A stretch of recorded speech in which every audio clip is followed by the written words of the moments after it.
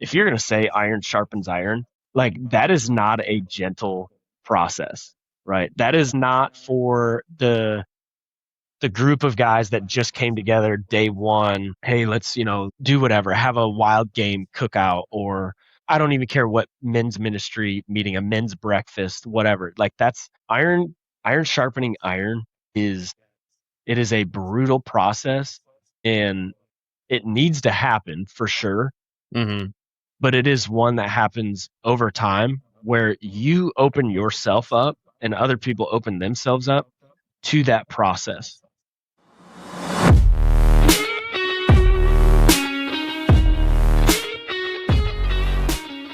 The In Creation podcast is brought to you by QAD, Quality Archery Designs. If you want to talk about a partnership that is rooted in faith, this is one. QAD is on mission for God.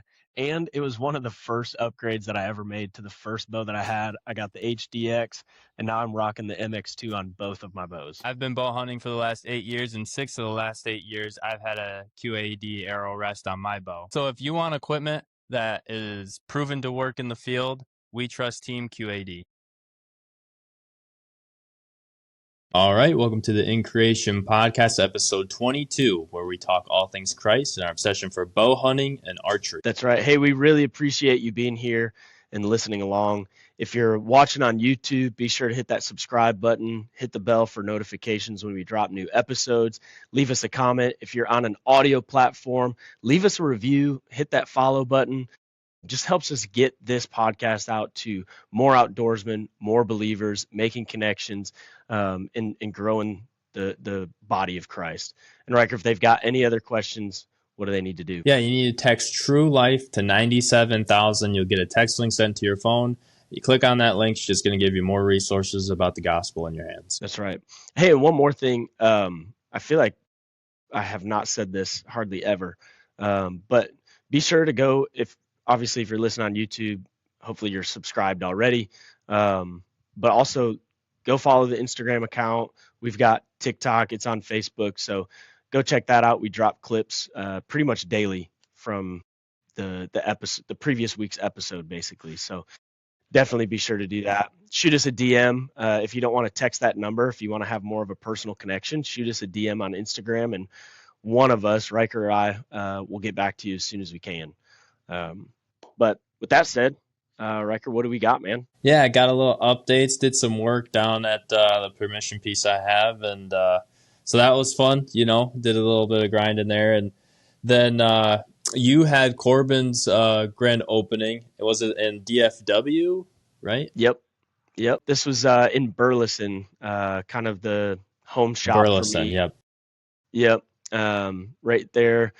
Not quite DFW, but I think they call it the DFW because it's kind of just, that's the area that they're serving. But it's right there in Burleson, maybe 30 minutes south of Fort Worth. But yep, went to the grand opening. That was cool. We'll touch on that. And then we're going to touch a little bit about community, which is something that just kind of dawned on me yesterday with a couple of different things that I went to. So, but before we get into that, tell us what did y'all do down at old John's there? Yeah, well,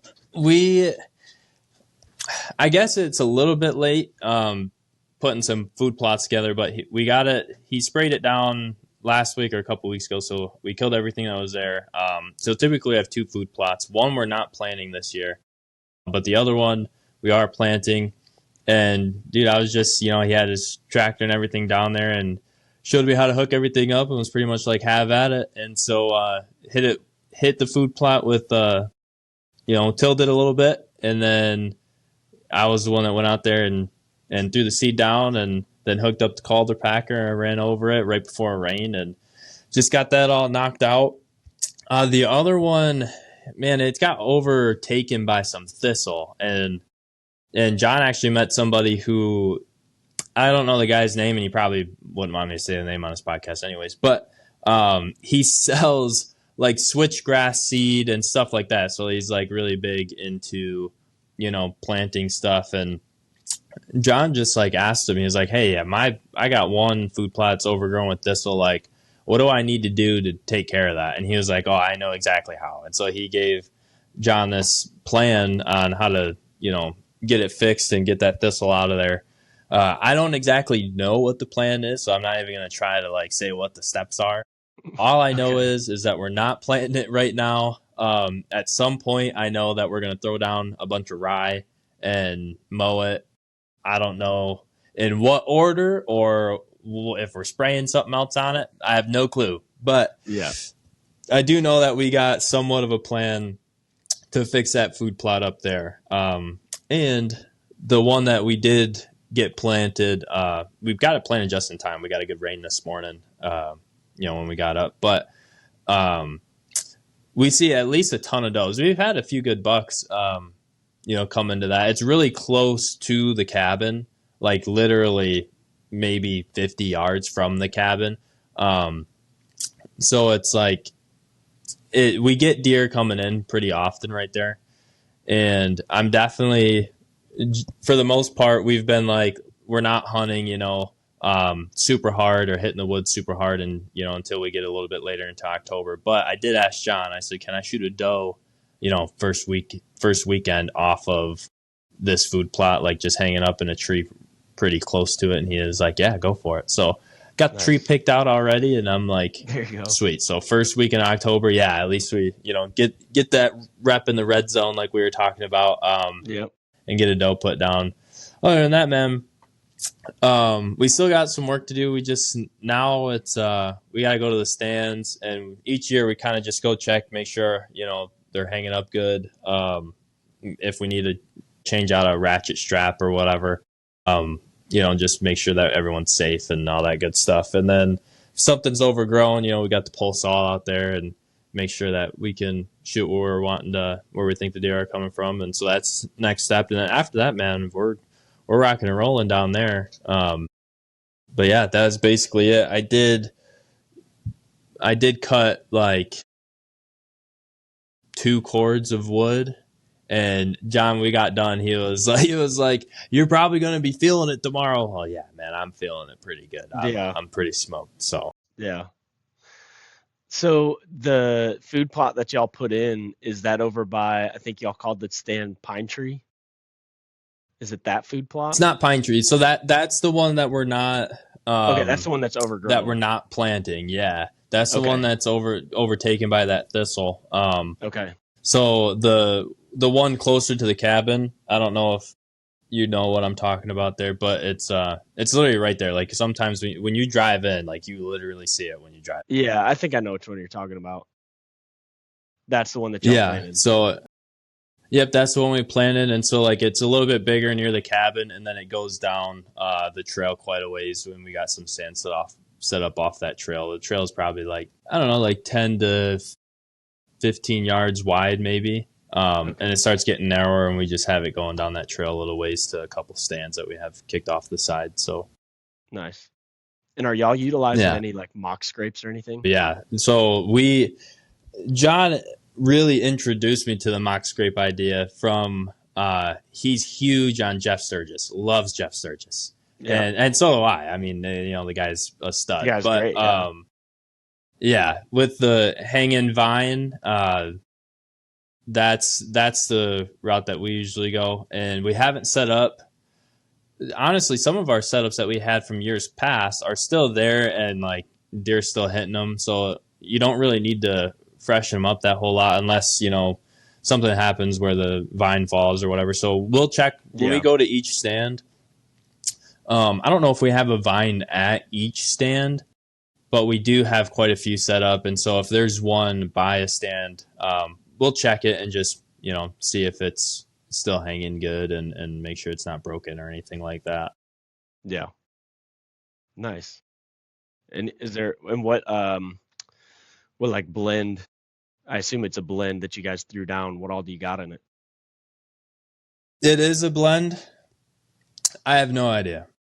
Okay. So usually John, he goes to a co-op and he gets a couple things. And I think in the past we did oats, peas, something else too. And then certain parts of the property will throw down some rye come later in the year. Well, something he got talked into getting 2 bags of something else that he's never gotten before. But with so we got like the cedar bag, right? Like the chest bag or whatnot.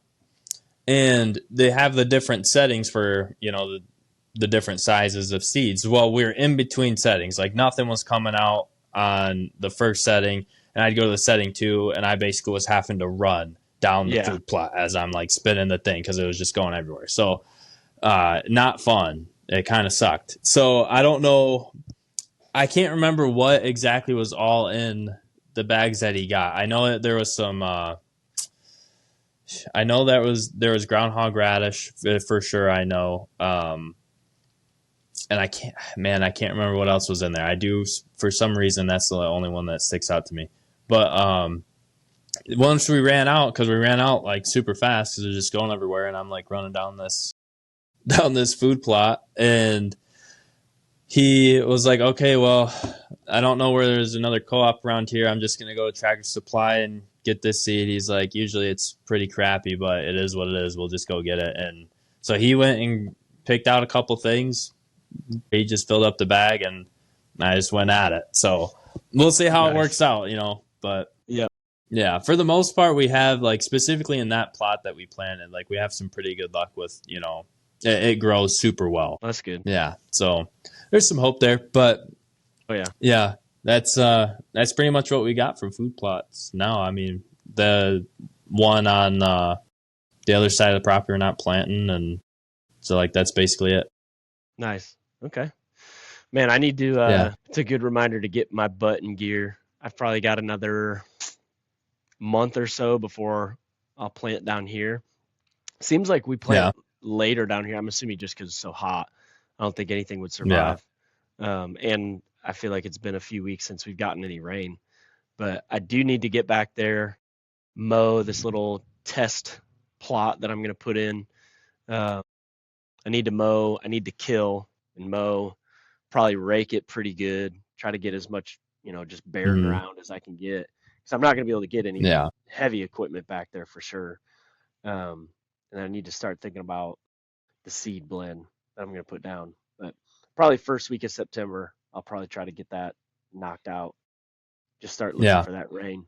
But, well, man. That honestly, August is huge because I don't know if it's been the last couple of years. I know for sure this past year, it's just been dry, man, and things just got scorched. But we are going with a pretty bold strategy this year. I guess it's not really strategy, but maybe there's a little strategic. No cell cams. He laid down the rule today. Yeah, he laid down the rule yesterday. He said, I'm not throwing a cell cam out. I think that they know it's there. And so we'll see, So are you guys using that? Like is a decision that was made. No, we're just going old school, man. Just going in there and wait and see what comes in front of us. John, a man after my own heart, man. I love that. No, that's like, dude, that's a hard thing to let go of, man. Because in my mind, I'm like, I want to know so bad what's out there. You know what I mean? And I probably check my phone every 15 minutes, which is stupid come deer season, just to see what's coming through there. But I mean, I think there's something to it. I think that whether there's a little frequency or whatever it is, the deer, I definitely believe, know that they're there. And so, I mean, that's what we're rocking with. We're not using them. I mean, I've got a cell camera back here, and I put it out there for pigs initially, and then I started getting a couple of deer on it. And like, there's part of me that wants to be like, okay, like maybe once I put the food plot in, I don't know, I might pull it down just to, because man. And I honestly don't have anything against cell cameras. Like, it is super cool to see pictures and like to see kind of just an inventory of what's in the area. But I don't know. There's something about going out and I don't even care if it's a doe. Just like the mystery of what's going to come from around the corner or behind that tree or come from behind me and I don't even see it. I like that feeling. So Mm-hmm. I dig that. I dig Yeah. that for sure. Yeah. This will be the first time that there hasn't been one out there. And honestly, the ones that I do have, I don't really like. They're a few years old. And they just don't work super well. So I'm just like, I'm not going to mess with those. So without me putting those ones out, the ones that I have, and without John wanting to put his out, this will be the first year in a long time that I don't have a cell cam out somewhere. Well, yeah. So we're just, turning into a dying breed bow hunter, little Cody DeQuisto, and, just try to read the sign and figure it out. Yeah, I love it. So do you think that's going to change, I guess, like expectations, or does that change like what will tickle your fancy, so to speak, and like what you'd be willing to take? Yeah. So I think with John, so with him specifically, he was like, I just didn't go out as much as what I wanted to last year because I never got anything on camera that I wanted to like go out there and hunt. And he was like, that's why I don't want the cameras out there, is because then if you don't have them out there and you don't really have that thought come across your mind. Like obviously there's deer moving along the property that aren't going to cross that cell cam. Yeah. But that was just like the thing for him was, you know what, I didn't get anything on camera last year, and that's what really caused me not to go out as much. He's like, so I'm just not doing it this year. For me, I guess, like, I don't know. I don't know how it's going to affect I don't think it's going to affect what I shoot. Not knowing what's out there, like, if something comes in and my heart's going crazy, it's going to be hard not to, draw back on that deer either way. Because, and I think John agrees with that same sort of thought process and mindset because, for me at this point, like, I know when a 2.5-year-old deer comes in front of me, like, okay, I'm probably not going to shoot it. Like now and where I'm at now as a hunter, like if I'm specifically at his property, I know I can let those ones go. And so I think that if I was to shoot something, I either know that it's an older deer with like just a massive body, or he's going to be a decent size buck. You know what I mean? Like I don't think I have any. I don't think my expectations would lower that much from not having the cell cam. Like I think and honestly, if I don't know the specific deer too, like last year, I knew that deer was on a pattern. I knew when I set up in the stand that I had a good chance of him coming in front of me. Now that those aren't out there, like it might force me to just take another half second to really like analyze the deer. You know what I mean? Yeah. Compared to if you got them showing up on camera every now and then, and like, hey, all right, this is that deer. So it might help me in that sense of like, okay, do I want to shoot this deer? Like, and kind of going back to what we were talking about before, analyzing it and kind of just, thinking through things instead of just, going crazy. Yeah. Instead of losing your mind out there. Yeah, for sure. So I don't know. We'll see how it goes. I don't really know what to expect. Best of luck to you. We expect an update at some point to see how it's going. You'll have to join.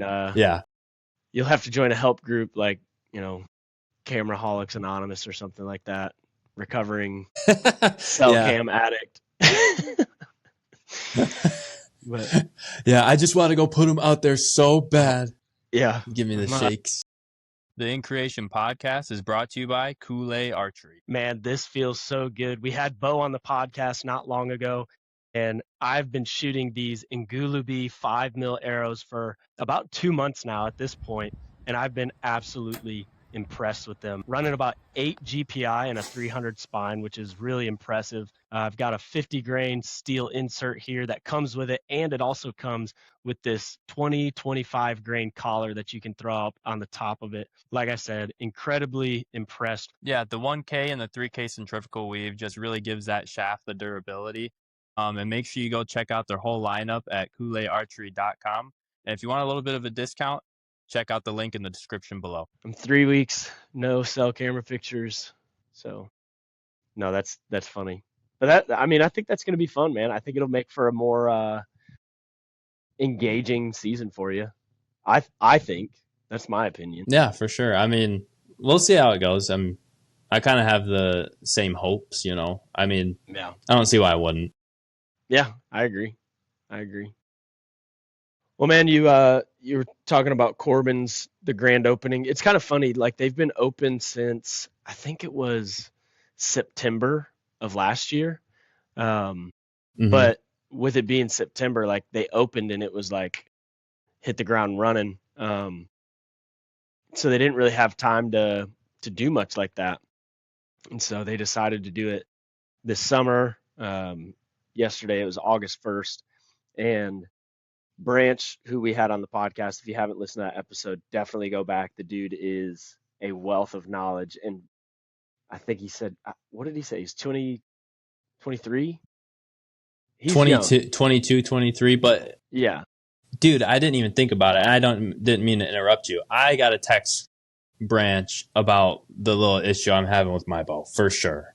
there you I didn't go. even think about it till you said that. I bet you All he'll right, go figure ahead, out. continue. My bad. Well, no. On that note, it's funny. I actually met Korbin, who owns Korbin's Archery. Him and GK, pretty much like the whole Korbin's Archery staff from all three locations came into town. So I got to meet Korbin, the owner, and he was even talking about Branch of like, there's times like he got, I guess initially like you're gonna let this 22-year-old kid run the shop out in Burleson, and Corbin's like, you don't understand. Like, there's days where I'm having a hard time figuring out what to do with a bow, and I call Branch to figure out, like, hey, what am I missing here? So There the you dude go. knows yeah, Branch knows what he's doing. You can definitely trust him. Um, but just honestly, it was very humbling and honored experience for him. He literally texted me, he was like, hey, man, you know, we'd love for you and Ryker to come in and be a part of Hmm. the grand opening. And so we were able to talk to Bo. He donated a gift card for a giveaway for Kool-Aid. Um, we put in a $50 gift card from First Form. We had a couple of hats that I threw in kind of with those gift card winners. And I think I took some shirts. I honestly don't even remember what I did with the shirts at this point. I think I gave them to Branch, and I don't know what he did with them. So uh, he Nice. might still have them there at the shop. But anyways, I got there a little early and kind of set up. Had a cooler filled with freezer pops from First Form, some hydration freezer pops. Had a bunch of clear protein to just let people try out. And at first, I felt like super uncomfortable, honestly, because it's just like you see some of these guys. I mean, there was Sitka Dallas, which is their like brick and mortar store. They had like a little table Hmm. set up.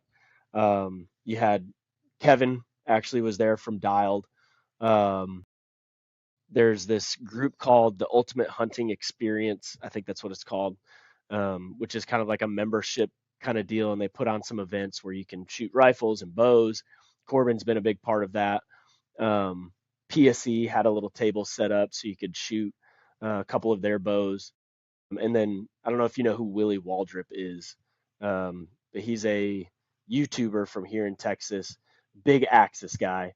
Um, and then I didn't have a table set up by any means, but I was like, okay, these are the people that Branch invited. You know, I feel very out of place. And then, but it was it was a very cool experience. Nonetheless, got to meet some really cool people and got to see some people that I had met, at some of the TAC events from this year, and have some Hmm. great conversations with them. Um, Harley, who's a member of the First Form Outdoors crew.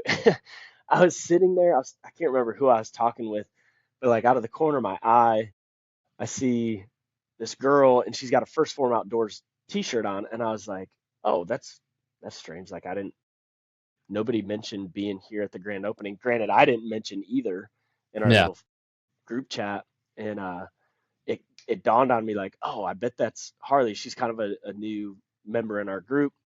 So I went and introduced myself and got to meet her in person finally, um, which was really cool. But dude, the turnout that Korbin's had, it was unbelievable. So they opened the doors at 10 o'clock for this Yeah, it grand looked like opening. it. I was blown away. They opened the Hmm. doors at 10 o'clock for this grand opening, and the line was like wrapped around the building already. And I mean, just flooded in. People were all over Hmm. the place, like a little bit overwhelming. But they did so much yesterday. Um, if anybody was following along on our stories or even the Corbin's page, they gave away over $20,000 in products. I mean, they had a couple of tree stands. They gave away, I think, 3 bows, a couple QAD packages. They gave away a Nice. custom dialed sight, like a little certificate for a dialed sight. Um, if I didn't already mention it, like a huge deer feeder. I mean, massive deer feeder. Um, I don't even know how many packages of arrows. Like it was just unbelievable how much stuff they gave away. Hmm. I won a package of a dozen arrows. So got to figure out what I'm going to do with that. There you go. Maybe they'll let me turn it in for some store credit on something. I don't know. Um, but that was super cool. I was really hoping to win a bow. I got to follow up with Branch. There was a specific bow that I was like, oh, I need to put my name in the hat for this one.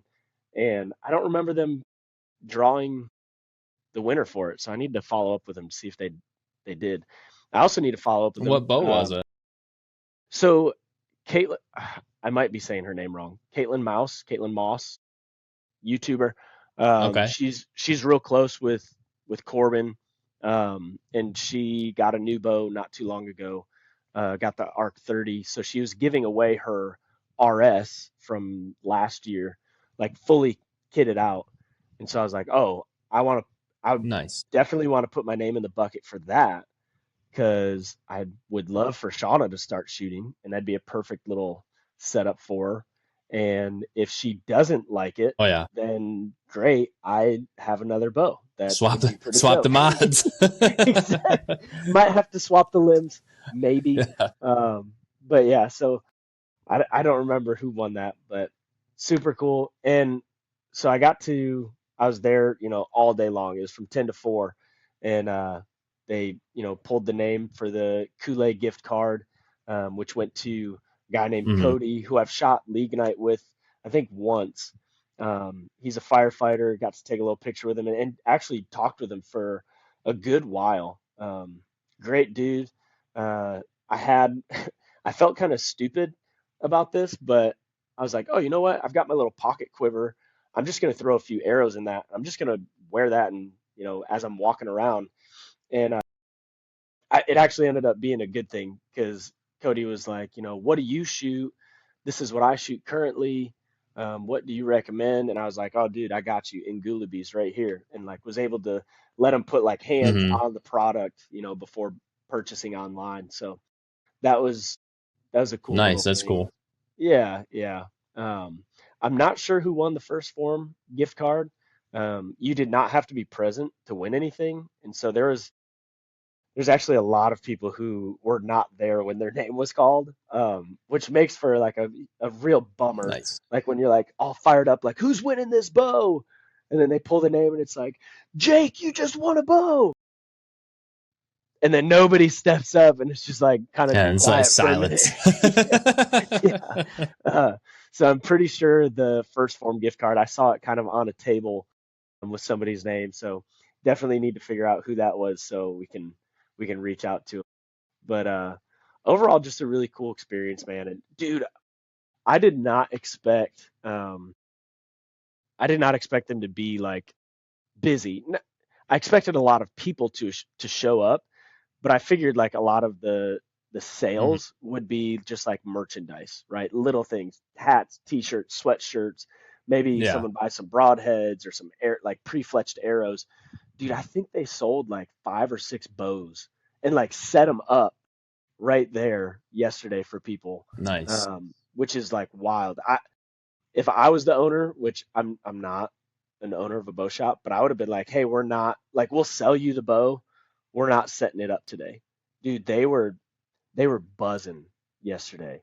A couple of the Yeah. texts that I've gotten to know, Logan and Garrett, like at one point I looked at him, I was like, dude, like take a breath for a minute because you look exhausted, bro. Um, they're just going Yeah. nonstop.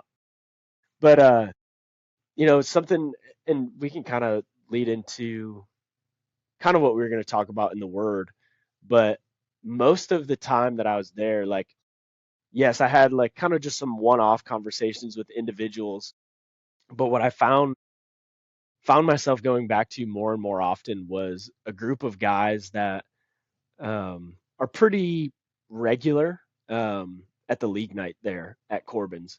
Um, One guy specifically, his name's Cade, and then Kellen, who I've mentioned on here before, who was photographing the whole event and did a phenomenal job.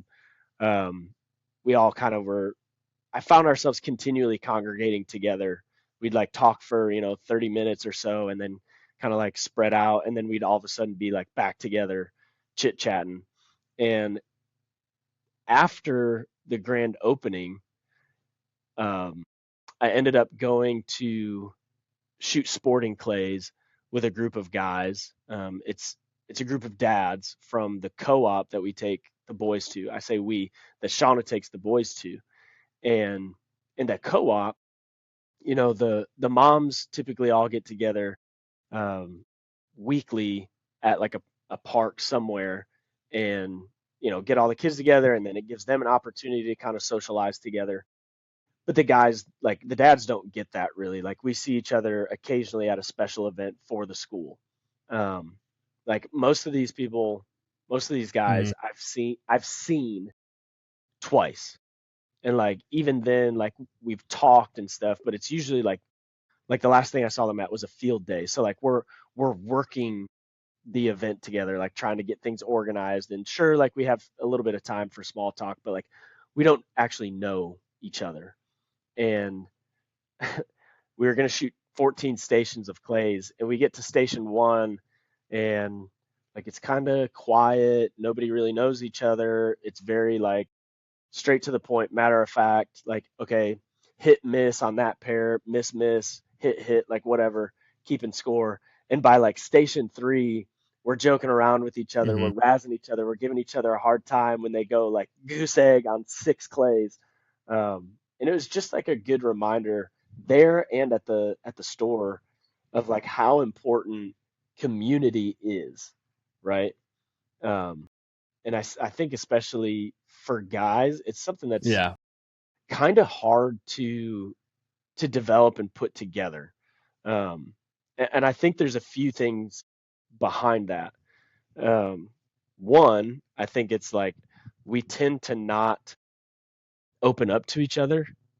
We tend to have like a wall in front of us, and it's very much small talk, like very, very casual small talk, not getting deep, right? We're not Yeah. vulnerable. And I'm not saying that you need to like pour your heart out the first time you meet somebody. That's not what I'm saying. You're probably not going to make many friends doing it that way. Um, but I think the other thing, and we were talking about this prior to prior to hitting record, is like the the obligatory feeling that we have to spend like all of our extra time, with our family, which that's valiant. I think you absolutely have to spend time with your family. Um, but sometimes we almost take that a step too far to where we pretty much neglect the brotherhood, so to speak. Um, and so this past weekend, it was just a really Hmm. great reminder of having those people, even if it's like at Corbin's, or honestly, both groups. I think the co-op group, it's probably mostly um, believers. The co-op itself is faith-based, But at Hmm. Corbin's, like, I honestly, I don't know where people are in their faith there. Um, but just having some guys, that you can blow off some steam with, or razz with, or whatever, it's super important. And you brought up a verse beforehand, Hebrews 10, I think it's 24 through 25, says, let us consider how to stir each other up in love and good works, not neglecting to meet together, right? Like, this is something that Hmm. is talked about a lot in the Bible. I think you had a Yeah. couple other verses. I think one was out of First Thessalonians. What was it? Yep. First Thessalonians 5:11. So encourage each other and build each other up just as you already are doing. And Galatians 6:2 says share each other's burdens and in this way obey the law of Christ. So you see the example. There's numerous of other verses that you can use that calls us into community with each other. Yeah.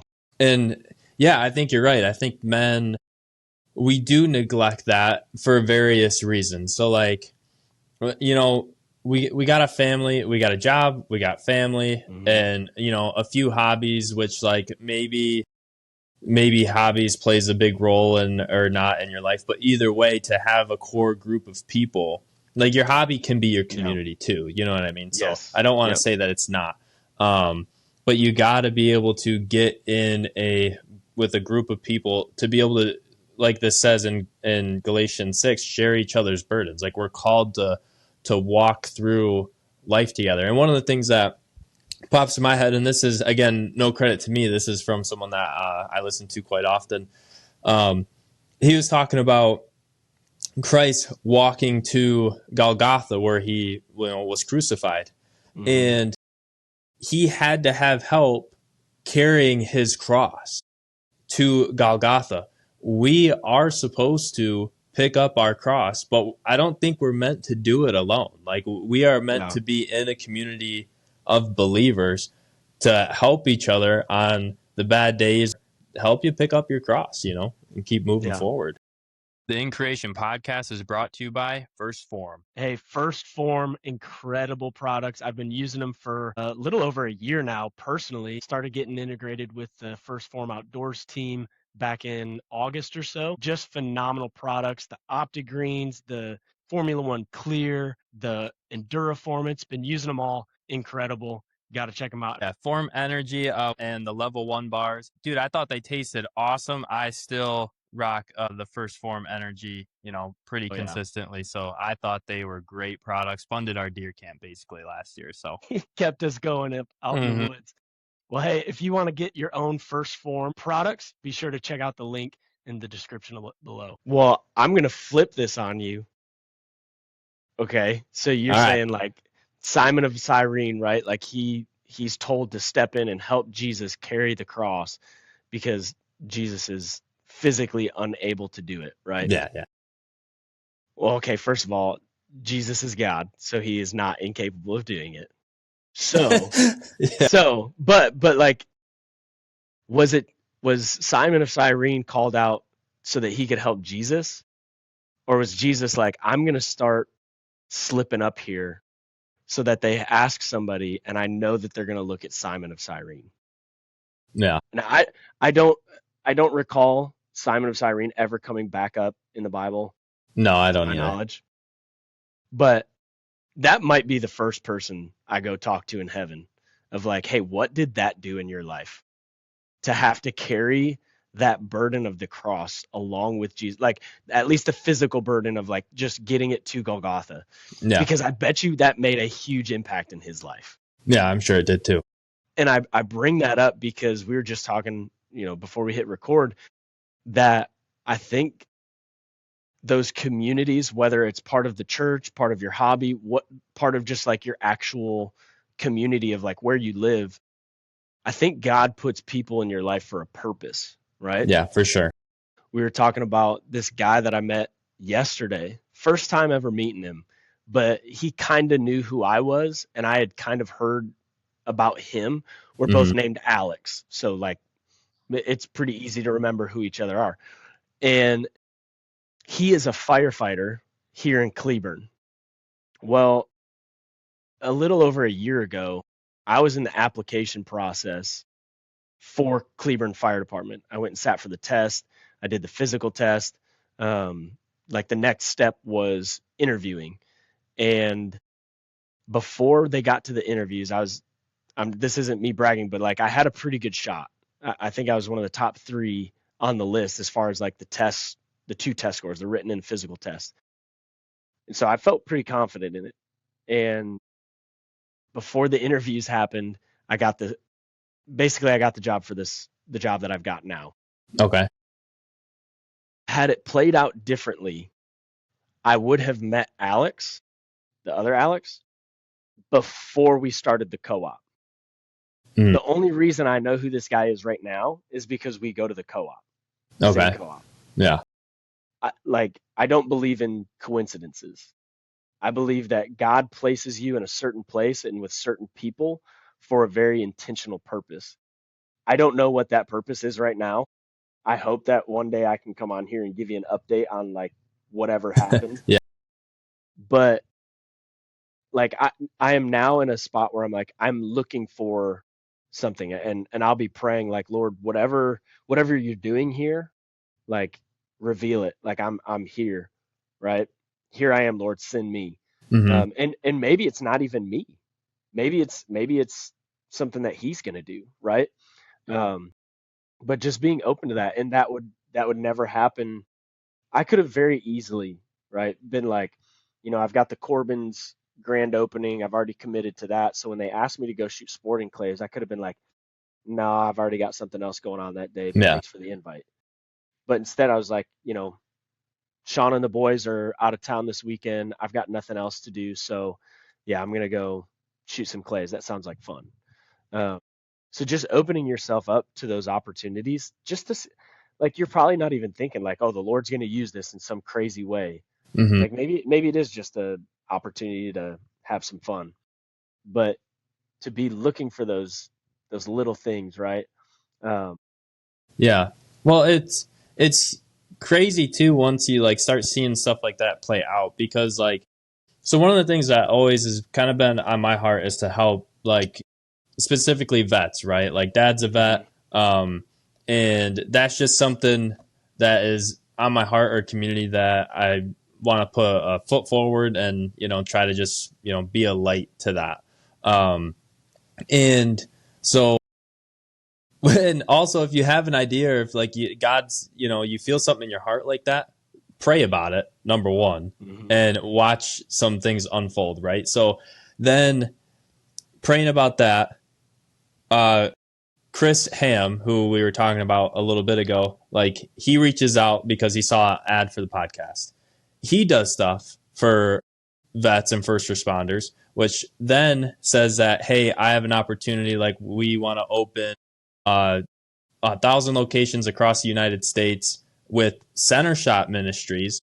Asked if I Mhm. can find a location or if we have a location. Really don't. Like he asked about Sunrise because they are an HHA dealer, but they don't have a range, right? So I was like, okay, well, I shot 3D League this spring at Flint Bowman. Our church, The Rock here in Fenton, put on an archery shoot at Flint Bowman. So I go there. The guy who was running it like for the church community, I start talking to him. And I'm like, hey, like this might be an opportunity to help some vets in the area, first responders with archery. Like what would it consist of? Like trying to start a league within the shop or whatever in the archery Mhm. club. He was like, hey, you know what? If that's the opportunity that you're able to have, like I'll help you run it and we'll get it going. And like so the progression of this was on my heart, prayer, this guy gets introduced to us, then I get introduced to that guy all through some archery event that the church put on. Like it's all lining up, you know what I mean? So we'll see where it goes after we go talk to Chris and after we go shoot. But like all of that was laid out based on what you're talking about, like just going being able to open up and put yourself in those in those conversations or in those situations and watch it play out. Yeah. Well, I mean, I feel like I've had a number of those, but probably the greatest one is it was my friend. Deal with the story for a second, okay? I'll land Okay, the okay. plane. But freshman year at Buckle up. Baylor, dude, yeah, buckle up. Freshman year at Baylor, you know, I don't want to say I was a loner, but I was in a completely different state on the other side of the country. I didn't know anybody. Um, I was already kind of a lone wolf in a way, just kind of like Hmm. did my own thing. And I'm going to the gym regular, you know, I go to the student fitness center pretty much every day. And one day, this was so bad. I would wear headphones. This was back in the day, like I'm sure they had Bluetooth headphones, but I was way too poor to afford them. So it was still like corded Rocking the headphones that cords. you'd get. Yeah, the ones with the iPhone, right? Well, I would have them in and I would have them like ran through my shirt and into my pocket Hmm. as if I was listening to music. No music. No I would, way. yeah, I would just wear them so nobody would talk to me. Because if somebody Hmm. has headphones on, like you're far less likely to talk to them, right? So I'm wearing these, and this old dude, like, kind of like comes in my face and is like trying to get my attention, like, you know, take your earphones out. So I take my earbuds out and I was like, "What's up, man?" And I had these, like, I think I actually have a pair back here, but they're like the 5 finger shoes, like the toe shoes, right? And he was like, "Those are really cool. Like, where did you get those?" And I told him where I got them. And he's like, "Oh, that's great." He's like, "Hey, we should work out together sometime." And I'm like, "Yeah, man, that's great." Like, just Hmm. trying to, like, let's finish this up because I gotta go do my next set on chest press or whatever. And put my earphone back in and finish my workout. Like, Hmm. very like ordinary, uneventful conversation. Well, this dude just kept kind of like bugging me about it. Like, "Hey, we should work out together. We should work out together." So finally I was just like, "Okay, I need to get this guy to leave me alone. I'm just gonna work out with him one time." So we work out together. And at the end of the workout, he's like, "Hey, we should go grab lunch sometime." I'm like, "Oh my gosh, I'm never gonna be able to get rid of this guy." And so I was like, "Okay, you know, I'm a poor college student, and he's offering to buy me some food." So I was like, "Yeah, okay, you know, we can go do that." And as I get to know this guy, I felt like he made me feel kind of, I don't know, special in a way. And because he's like the personal chaplain mentor for like Bryce Petty, right, and Nick Flores, who were the Hmm. quarterbacks at Baylor. Yeah. And then he's also like taking me to lunch. I felt like, oh man, like I roll in the same circles as Yeah, like here the we go. quarterbacks, you know? Yeah. And so anyways, like this guy's name is Chris, and he made an unbelievable impact in my walk and in my faith over those, you know, 4 years at Baylor. Over Hmm. all 4 years, we stayed in contact. We'd work out together occasionally. We'd go have lunch every once in a while. We would always be calling and texting, just checking in on each other. Um, and fast forward a little bit, I have a picture of me and him and Shauna on our wedding day because he was Hmm. the one standing between her and I, asking us if we take one another in marriage. Hmm. Like, again, like God puts certain people in your path for a reason, right? I could have easily been like a jerk to him and be like, "Dude, listen, I'm just trying to work out. Can you just please leave me alone?" And like none of that would have ever happened. Who knows what would have happened after that? But instead, you open yourself up to that ability and that opportunity to see what God has on that Hmm. path.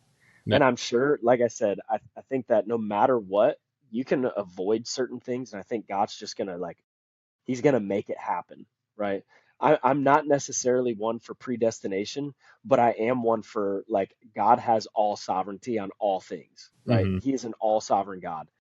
And so, going back to this Alex guy who's a firefighter, like, I truly believe the Lord meant for us to come together somehow, some way, in some form Hmm. for something. I Yeah. just don't know what that is yet. Yeah. No, that's cool. And you know what's funny is you started telling that story, and I instantly knew who you were talking about Yeah.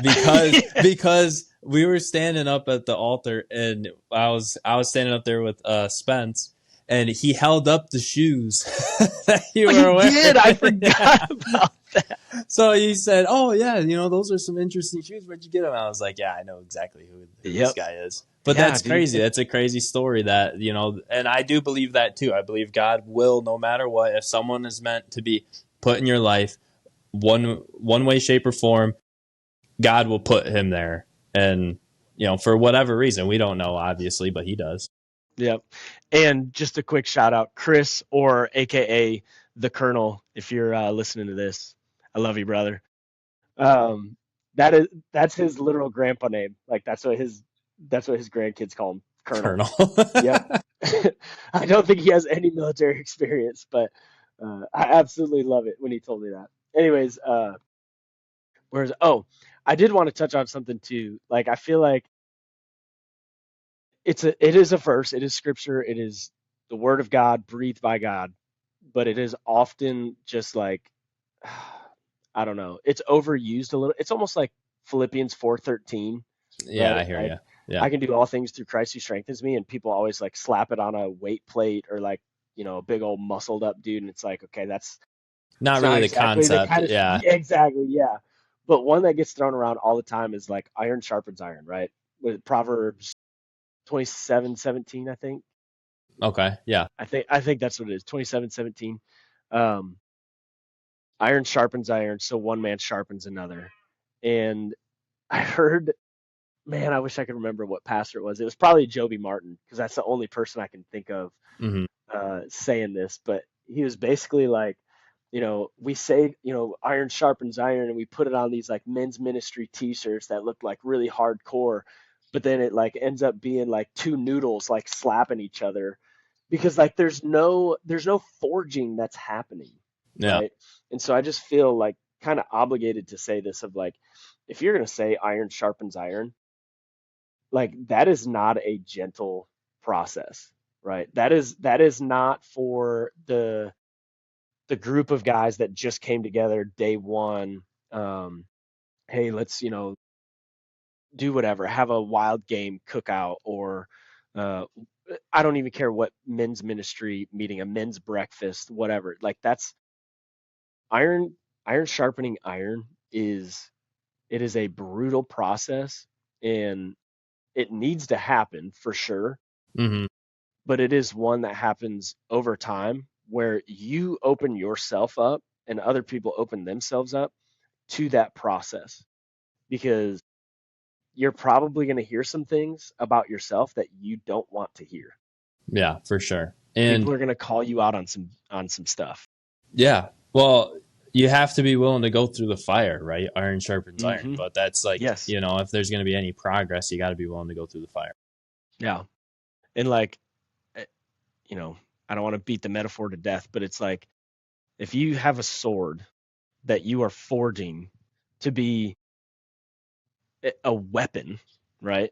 Hmm. Like I'm not a blacksmith or an ironsmith, but like you're you're putting that in the hot fire, you're forging it, you're smashing it, so you bring all these particles closer and closer together to make it more and more dense.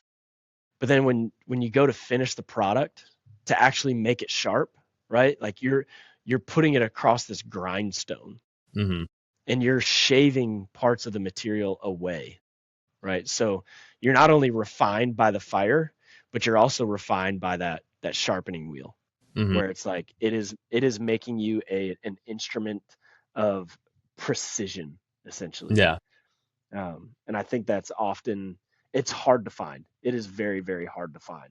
Yeah. Um, but yeah, that's just kind of where my heart was yesterday with meeting those new guys at the shooting clays and just spending a little more time than we typically get to spend talking with the guys at Korbin's. Hmm. So I just wanted to share that. But any closing stuff that you've got, man, feel free. Yeah. I love the community that we've seen.